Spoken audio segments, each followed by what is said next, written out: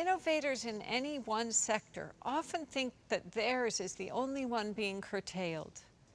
That's not our conclusion. Dr. Young, whose non-pharmaceutical healing treatments were simple and effective, has also been imprisoned. This is the spot where I was arrested. So I had 13 counts of fraud, 12 counts of practicing medicine without a license, and 1 count of conspiracy.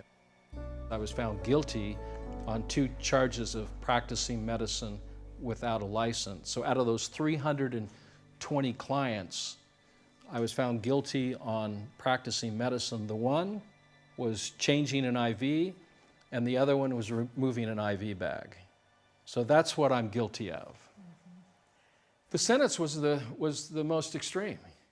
It was 3.7 years. On our way to see Dr. Young, we randomly stopped at a coffee shop where we met a woman who had worked with him at his ranch. In my first week there, I delivered a plate of food to a resident in one of the trailers, and I remember seeing he had a tumor on the back of his head. After about a month or 2, he had checked out. He was ready to go home, and there was nothing but a smooth piece of gauze there, like it had just melted away.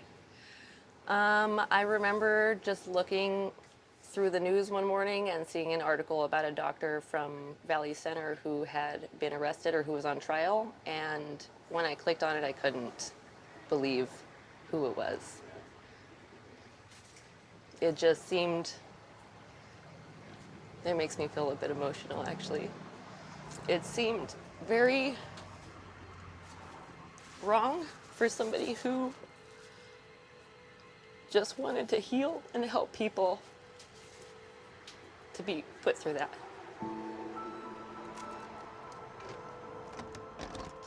My approach is to educate and empower people on how to take care of their bodies.